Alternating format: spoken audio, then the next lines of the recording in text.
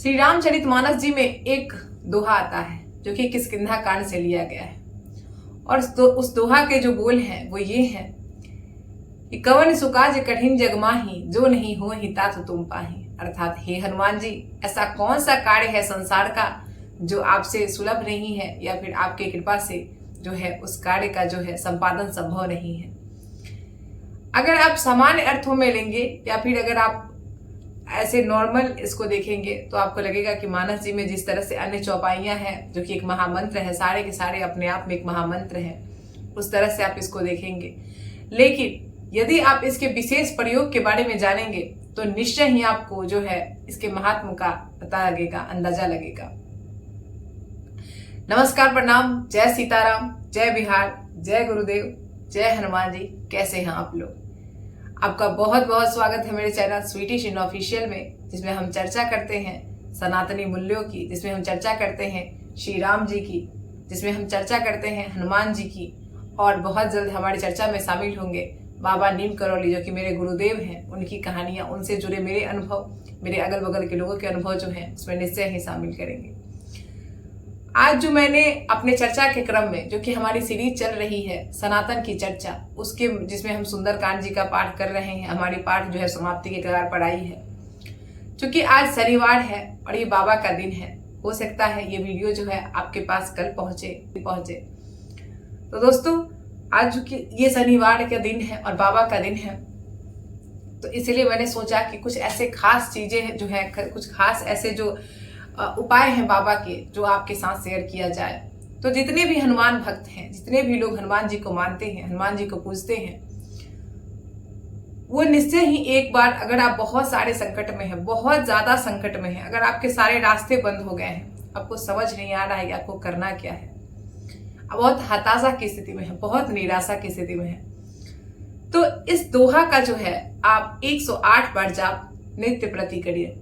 नित्य प्रति अगर आप कर रहे हैं तो बहुत अच्छी बात है, नहीं कर रहे हैं तो इसको एक बार करके देखिए, आप अपने जीवन में इसको शामिल करके देखिए। ये पाठ का विशेष प्रयोग आपको जब करना है तो आपको कुछ चीजों का वर्जन करना है।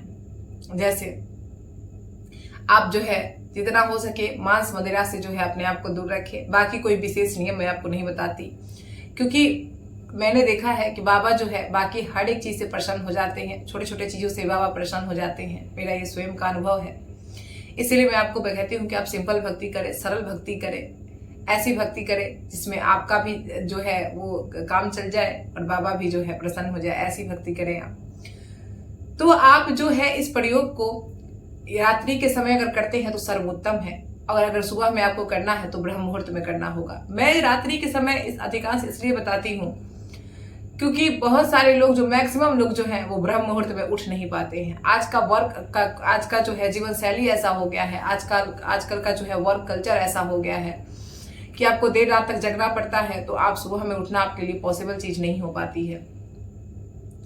तो आप जो है रात्रि में खाना पीना अगर आप खा लेते हैं, उसके बाद हाथ मुंह धोइए, उसके बाद बाबा के पास एक दीपक जलाइए, हाथ जोड़िए, बाबा से कहिए, पहले श्री राम जी का नाम का चिंतन कीजिए। जैसे मैंने कहा है, अगर आप राम नाम का जाप कर सकते हैं माला से तो ठीक है, नहीं तो 2-3 मिनट तक श्री राम जय राम जय जय राम, श्री राम जय राम जय जय राम का जाप कीजिए। और उसके बाद आप हनुमान जी महाराज से पूरी श्रद्धा भक्ति के साथ अपने आप को हनुमान जी महाराज के श्री चरणों में समर्पित करके और निश्चय ही ये बात कहिए कि हे प्रभु, अब मेरे पास कोई रास्ता नहीं है, मुझे अब कुछ समझ नहीं आ रहा है कि मैं क्या करूं। अब आपके पास मैं अपनी समस्या के समाधान के लिए आया हूँ। अब मेरा जो जीवन है वो आपके चरणों में समर्पित है, अब आप देख लो आपको क्या करना है। और इसके साथ आप जो है इस दोहे की जो का नाम है कवन सुकाज कठिन जग माही, जो नहीं हो ही तात तुम पाही, इसका आप जो है 108 बार जो है वो रात्रि के समय या फिर सुबह में जब भी आप पूजा करते हैं तो इसका जाप करें। आप जब इसका जाप शुरू करते हैं, आपको तब तक इस जाप को करना है जब तक बाबा हनुमान जी जो है आपको कोई रास्ता नहीं दिखा देते हैं या फिर अपने संकट का समाधान जो है आपको मिल नहीं जाता है।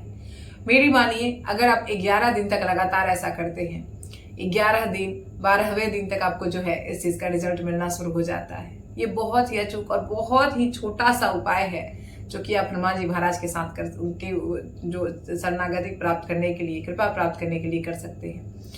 अगर आप इसमें कुछ वर्जना को अगर शामिल करते हैं तो ये जो है उपाय जो है वो बहुत ही सटीक हो जाता है, जिसमें मांस मछली तो मैंने पहले ही कहा है कि अगर आप हनुमान भक्त हैं, अगर आप राम भक्त हैं, अगर आप सनातनी हैं, तो निश्चय ही आपको जो है वो मांस भक्षण से, मदिरा जो सेवन से आपको बहुत ही दूर रहना चाहिए।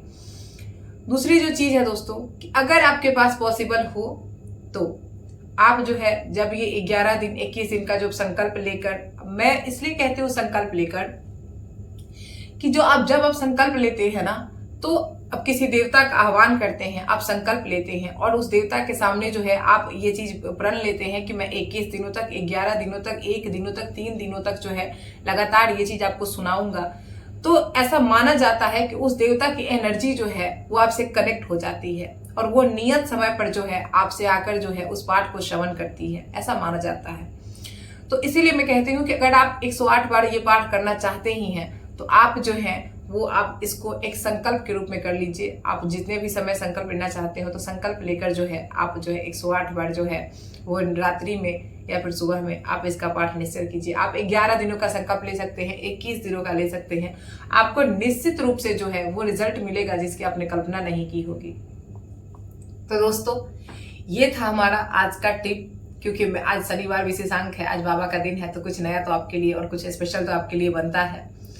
अब जो है हम अपने कथा को आगे बढ़ाते हैं। हमारी कथा जो है वो वहां तक पहुंच गई है कि जब रावण अपने सभा में बैठा हुआ है, सिंधु पार सेना पहुंच गई है श्री रामचंद्र जी की, तो उसके बाद जो है क्या होता है, कथा आगे बढ़ती है। लेकिन उसके पहले आपको पता है कि हमारा जो ट्रेडिशन है, हमारी परंपरा है, हमारा सनातनी परंपरा है कि हम किसी भी कथा को शुरू करने से पहले श्री गणेश भगवान, जो कि हमारे सनातन परंपरा में प्रथम पूज्य हैं, हम उनका नाम जरूर लेते हैं, उनका स्मरण जरूर करते हैं। तो शुरू करते हैं। श्री गणेशाय नमः, श्री जानकी वल्लभो विजयते पंचम सोपान, श्री सुंदरकांड प्रारंभ। ओम जय श्री सीताराम, जय बाबा हनुमान, जय गुरुदेव। ओम नमः पार्वती पतये, हर हर महादेव। जय श्री सीताराम। तो दोस्तों हमारी कथा वहां तक पहुंची थी जब कहा गया है कि अब जो 3 लोगों के बारे में बताया गया है कि जो है सचिव, वैद्य और गुरु, इसका चुनाव जो है हमें बहुत ही सावधानी पूर्वक करना चाहिए, क्योंकि इनके जो ये अगर आप गलत चुन लेते हैं तो आप निश्चय ही विनाश के कगार पहुंच जाते हैं। इसके बाद हमारी अगली चौपाई है, लेकिन उसके पहले हम क्या करेंगे, उसके पहले हम करते हैं श्री राम जी के नाम का जाप। तो शुरू करते हैं। श्री राम जय जय राम, श्री राम जय जय राम, मंगल भवना मंगलहारी, द्रवहु सुदशरथ अजर बिहारी। श्री राम जय जय राम, श्री राम जय जय राम। जय श्री सीताराम। अब हम आगे बढ़ते हैं दोस्तों। अब अगली चौपाई है। सोई रावण कहु बनी सहाय, अस्तुति करहि सुनाई सुनाई, अवसर जान विभीषण आवा, भ्राता चरण सीसु तेहि नावा। अर्थात रावण के लिए जो है अब वही स्थिति आन पड़ी है। इसने जो है सचिव भी गलत चुन लिया है, इसने वैद्य भी गलत चुन लिया है और इसने गुरु भी गलत चुन लिया है। यानी जिनसे ये सलाह मांग रहा है बैठ के, जो इनके सलाहकार हैं, वो इसे गलत सलाह दे रहे हैं, इसे जो है सही नीति नहीं बता रहे हैं। इसीलिए जो है रावण के लिए वही संयोग आन बना पड़ा है, इसके विनाश का जो है काल जो है नजदीक आन पड़ा है।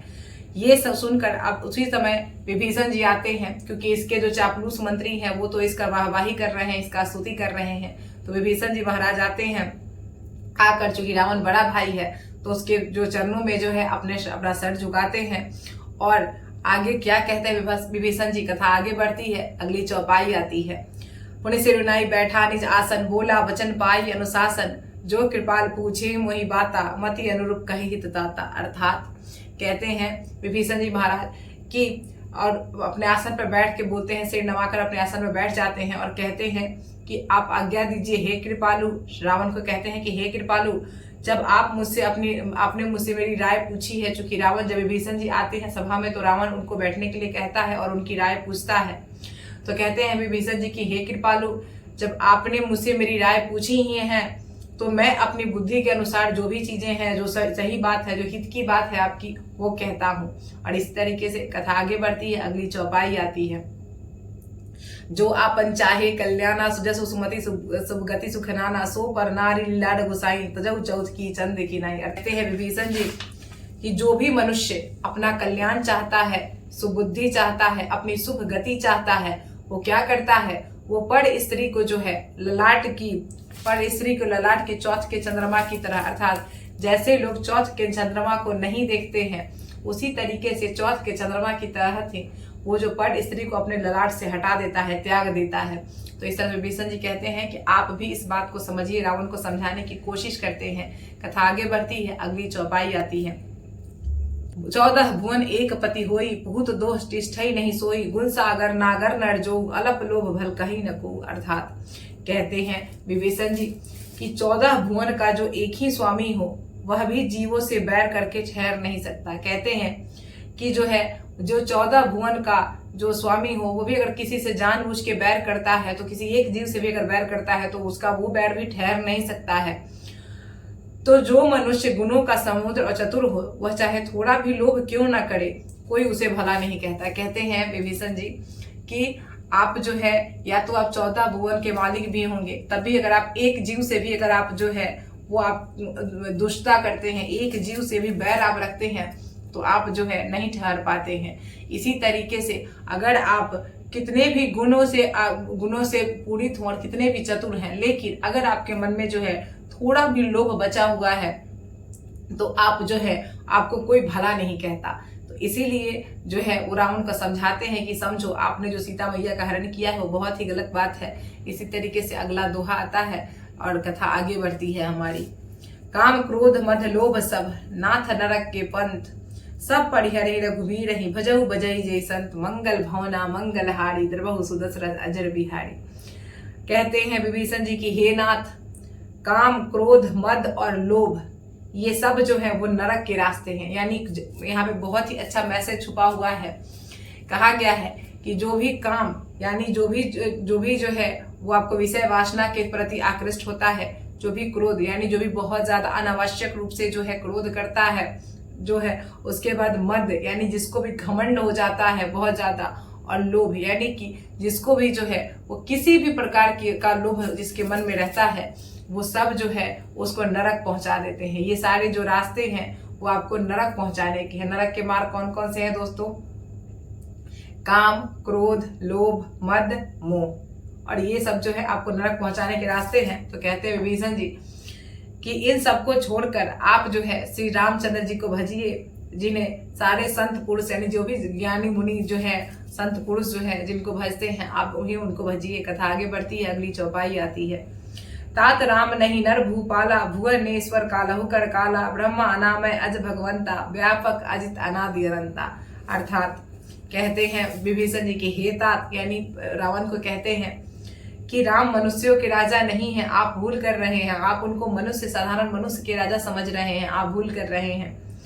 वो तो समस्त लोगों के स्वामी हैं और काल के भी काल हैं।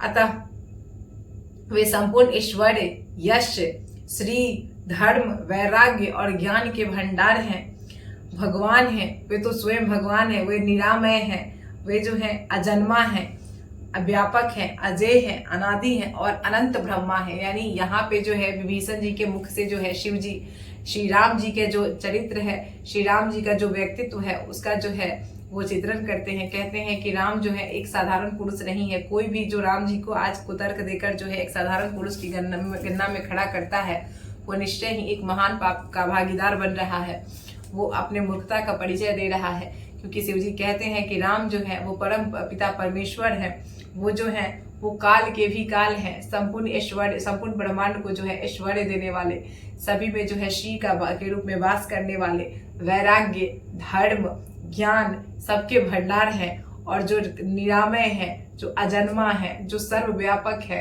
ऐसे हैं प्रभु श्री राम। तो जो है इस सारे गुण किसके हैं? परम पिता परमेश्वर के। यानी कि कह रहे हैं शिव जी के राम जी जो है वो क्या है? स्वयं परमात्मा है। वो उनको जो है रावण एक तुच्छ मनुष्य समझ रहा है जो उसके विनाश का कारण बनता है। कथा आगे बढ़ती है, अगली चौपाई आती है। गोदिज धेनु देव हितकारी, कृपा सिंधु मानुष दंधाड़ी, जन रंजन भंजन खल भ्राता, वेद धर्म रक्षक सुनो भ्राता। कहते हैं विभीषण जी कि उन कृपा के समुद्र भगवान ने पृथ्वी ब्राह्मण गौ और देवताओं का हित करने के लिए ही मनुष्य शरीर धारण किया है। चूंकि रावण जो है उसने बहुत आतंक मचा रखा है, वो जो है वो मुनियों को नहीं छोड़ता है। उसने पृथ्वी को जो है, पृथ्वी से जो है अच्छे पुरुषों की जो है संख्या समाप्त कर दी। इससे पृथ्वी जो है वो आपको जो पृथ्वी पर अनर्गल अत्याचार बढ़ गया है।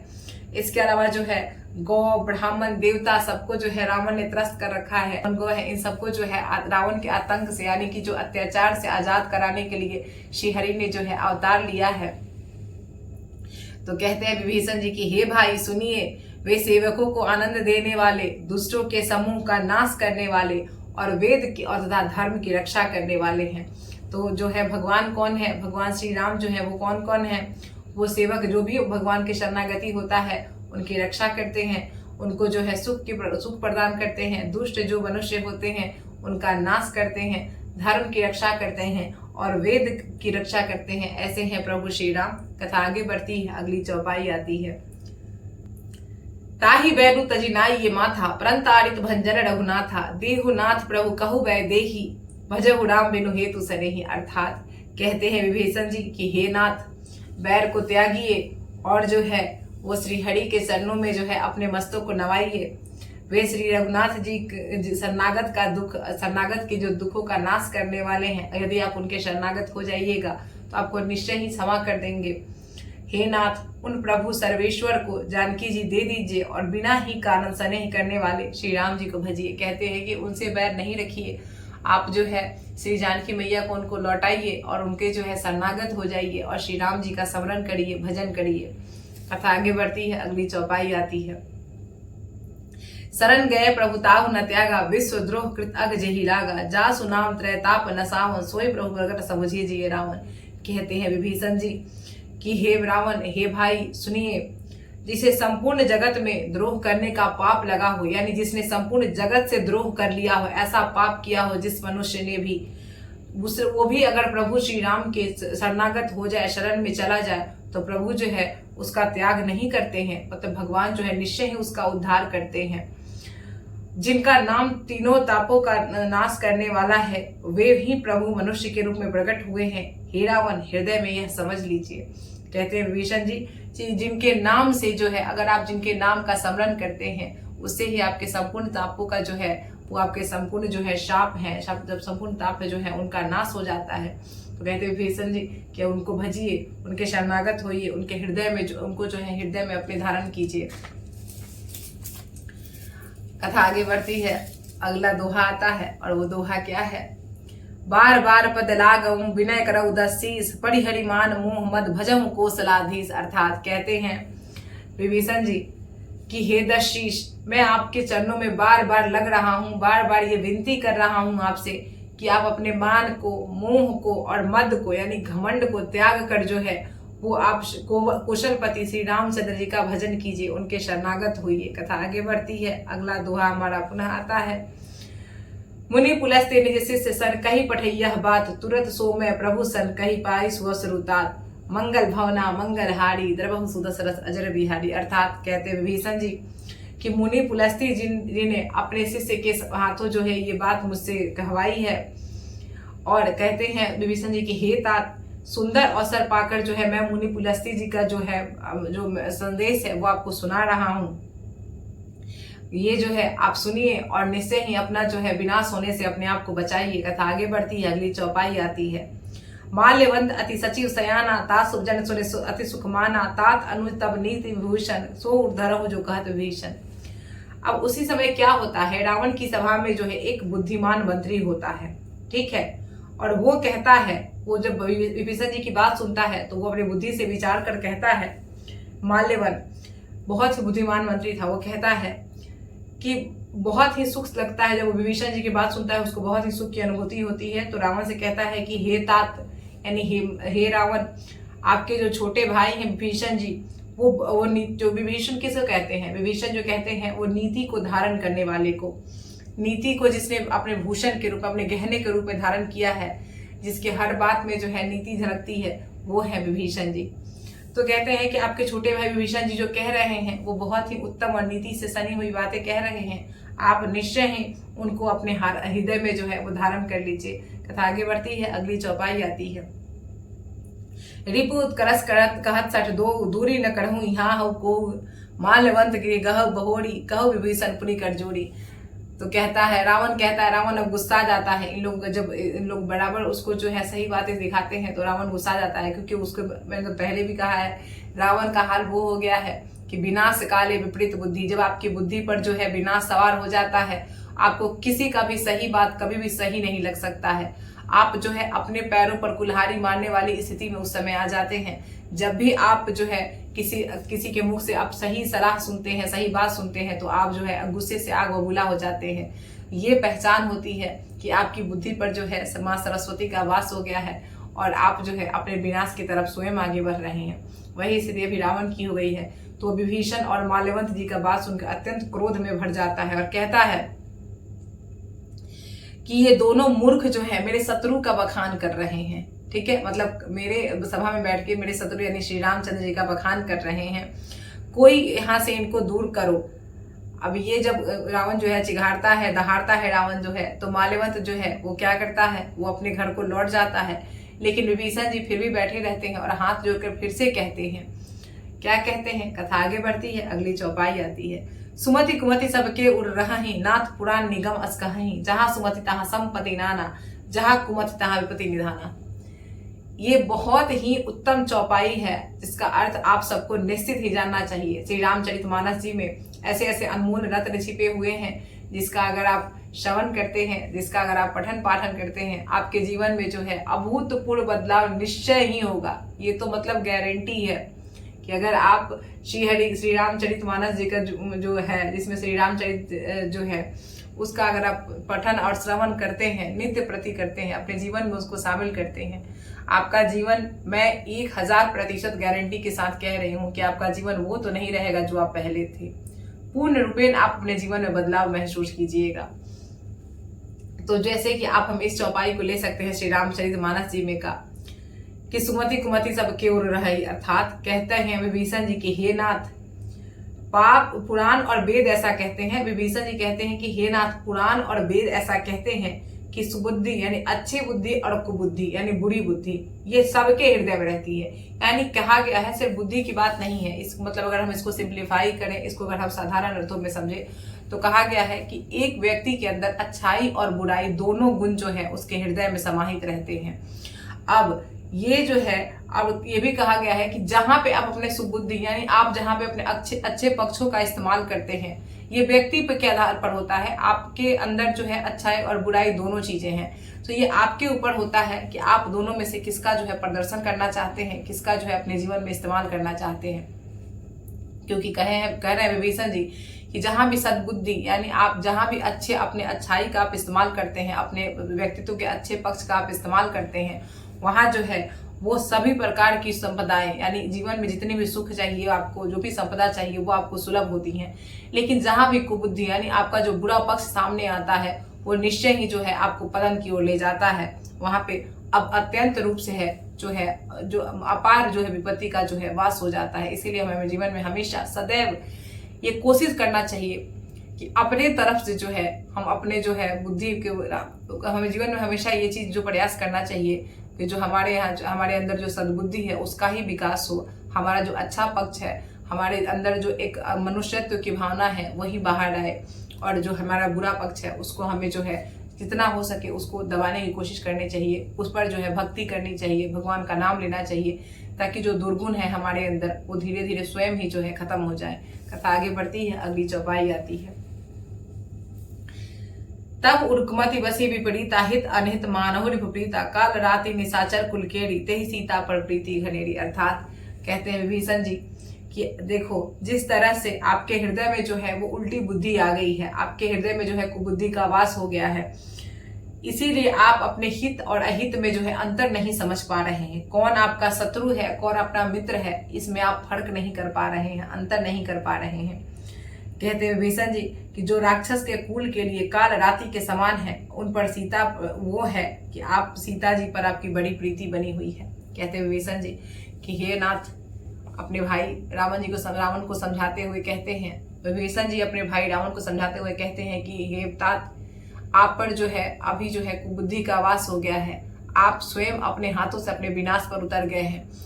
आप इस राक्षस, अभी दिख रहा है मुझे कि इस राक्षस कुल का जो है विनाश बहुत ही निश्चय नजदीक है। वो ऐसा इसलिए लग रहा है कि आपको सीता माता पर जो है वो काल रात्रि के समान, जैसे कालिक और अंधेरापूर्ण जो रात होता है, जिस प्रकार बहुत ही अंधकार और काली जो रात होती है, वैसा ही आपकी जो प्रीति है वो सीता माता पर हो गई है। और निश्चय ही ये प्रीति आपकी क्या करेगी, राक्षस कुल का विनाश करवा के मानेगी। कथा आगे बढ़ती है, अगला दोहा आता है। तात चरण गही मांगहूँ, राखो मोर दुलार, सीता देहु राम कहूँ, अहित न होई तोहार, मंगल भवना मंगल हारी, द्रवहु सुदशरथ अजर बिहारी। अर्थात कहते हैं विभीषण जी कि मैं फिर आपको समझा के कहता हूँ कि हे तात, मैं आपके चरण पकड़कर आपसे भीख मांगकर विनती करते हुए आपसे कहता हूँ। मतलब एक प्रो लेवल तक, उस लेवल तक विभीषण जी समझाने की कोशिश करते हैं। और दोस्तों ये हमारे आम जनजीवन में भी होता है। कभी कभी हम क्या करते हैं कि जिसका विनाश संभव निश्चित होता है, उसको चाहे आप कितना भी अच्छा बात समझा लीजिए, वो आपकी बातों को समझेगा नहीं, वो अपना विनाश करके ही मानेगा। तो इसी तरीके से रावण भी जो है उन्हीं लोगों में शुमार है। विभीषण जी कहते हैं कि मैं तुम्हारा पैर पकड़ता हूँ, मैं आपके पैर पकड़कर जो है इस बात को विनती करना चाहता हूँ कि कम से कम आप ये समझ लीजिए कि मैं आपका छोटा भाई हूँ, मेरा बाल आग्रह समझ के ही इस बात को मान लीजिए। श्री राम जी को सीता जी दे दीजिए, जिससे आपका अहित ना हो। और चूंकि सिर्फ रावण का हित नहीं होगा, जब अहित होगा तो पूरे लंका नगरी का हित होगा, जो राक्षसों के कुल का हित होगा। तो इसी तरीके से हम लोग जो है अपने कथा को विश्राम देते हैं, लेकिन उसके पहले हम जो करते हैं श्री हरि के नाम का चिंतन, वो निश्चय करेंगे।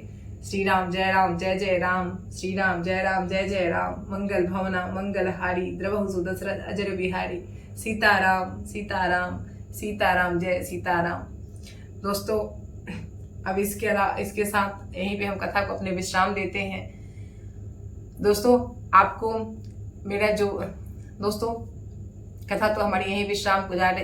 दोस्तों इसी के साथ अपने वाणी को यहाँ विश्राम देते हैं, कथा को यहाँ विश्राम देते हैं। लेकिन दोस्तों आपसे एक बहुत ही हम्बल सा रिक्वेस्ट करते हैं, बहुत ही विनम्र जो है वो आपको विनती हम भी आपसे करना चाहते हैं कि अगर आपको मेरी वाणी से राम कथा सुनना अच्छा लगता है, सुंदरकांड सुनना अच्छा लगता है, सनातनी मूल्यों की चर्चा अच्छा लगता है, हनुमान जी की कृपा प्राप्ति के जो उपाय कुछ मैं आपके साथ शेयर करती हूँ, जो मेरे स्वयं के अनुभव से उत्पन्न हुए हैं, वो आपको अच्छा लगता है, तो निश्चय ही आप जो है मेरे चैनल स्वीटी शीना ऑफिशियल को निश्चय ही सब्सक्राइब करेंगे और ज़्यादा से ज़्यादा वीडियो को लाइक करेंगे, शेयर करेंगे, अपने लोगों तक पहुँचाएंगे, ताकि जो है मेरा जो है वो निश्चय ही मुझे प्रोत्साहन मिलेगा और ये राम कथा जो है निरंतर चलते रहेगी आपके साथ। तब तक के लिए दोस्तों मुझे आज्ञा दीजिए। जय श्री सीताराम, जय गुरुदेव महाराज, जय बाबा हनुमान जी, जय बिहार।